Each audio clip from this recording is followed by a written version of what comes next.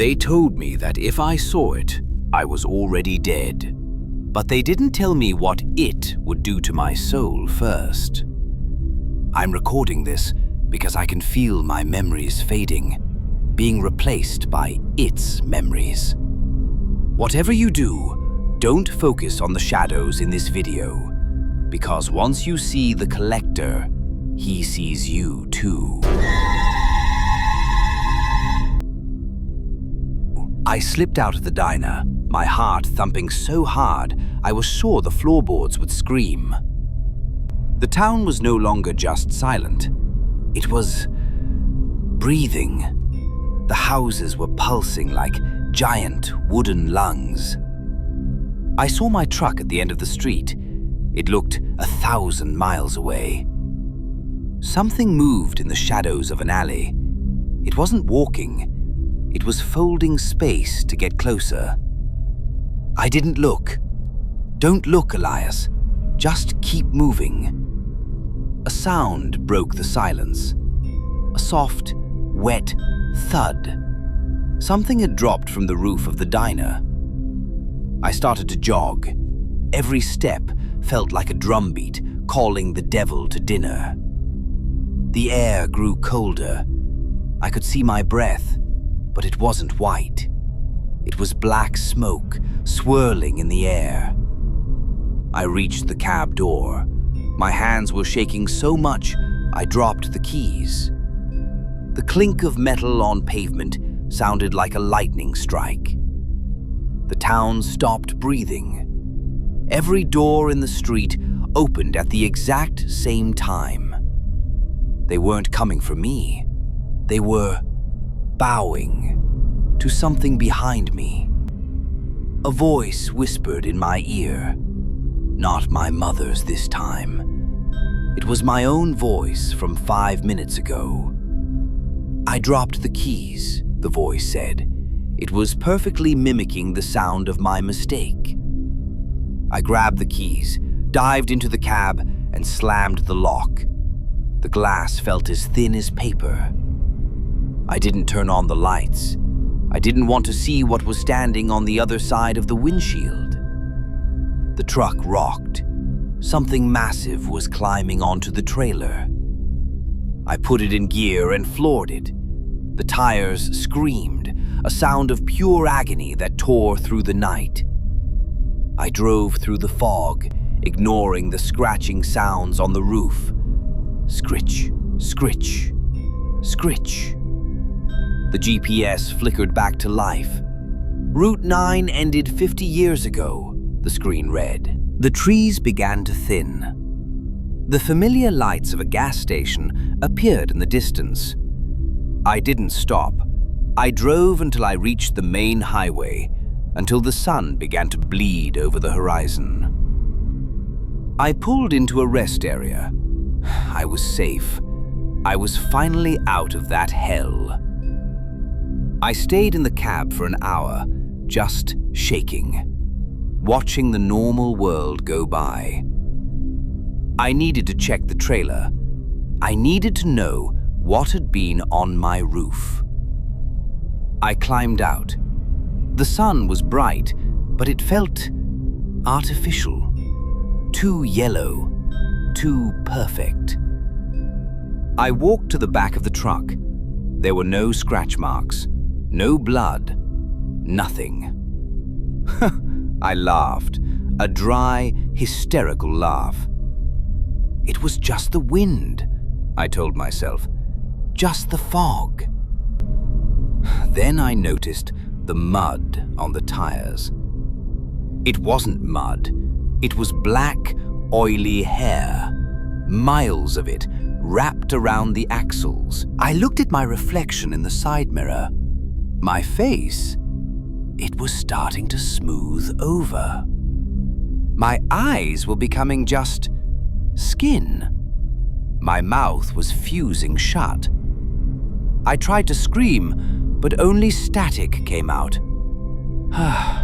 The same static from the radio. I realized then, I never left Route 9. The gas station, the highway, the sun. It was all a lure. I looked back at the gas station. All the people there, they were staring at the sky, waiting. And then the thing finally showed itself. It didn't come from the woods. The sky itself began to tear open like an old curtain. The collector isn't a monster. It's the narrator. It's the one telling you this story. It's a massive celestial eye stitched into the fabric of reality, and it only feeds on those who listen to its tale. I am not Elias anymore. I am just a voice in its collection. And now that you've heard the whole story, it knows exactly where you're sitting. Don't look up. You're still looking at the screen, aren't you? You think your walls are solid. You think your door is locked. But Route 9 isn't a place on a map. It's a frequency. And by listening to my voice, you've just tuned your soul to it. Can you hear it now? That low hum behind my words. It's not a sound effect. It's the vibration of the sky opening above your roof. I can see you. Through the eye of the collector, I can see every blink of your eyes, every shallow breath you take. My body, it's gone now. I am just a flicker of light in the corner of your room, a shadow that moves when you aren't looking. The collector doesn't want your blood. He wants your echo, the part of you that lingers in a room after you leave it. In the gallery, there are millions of us, hanging like frozen ghosts in a void of blue flannel and white fog. We are the stories that never ended. The travelers who forgot their own names, the voices that talk to you in your sleep. The collector is turning the page now. Your chapter has just begun. Do you feel that cold draft on the back of your neck? It's not the air conditioner. It's the breath of the thing that was standing behind me in the diner. It found a new home. It found you. The gas station I saw, it wasn't a lure for me. It was a bridge for it. The sky isn't blue anymore. If you look out your window, you'll see the grey timber of the hollow.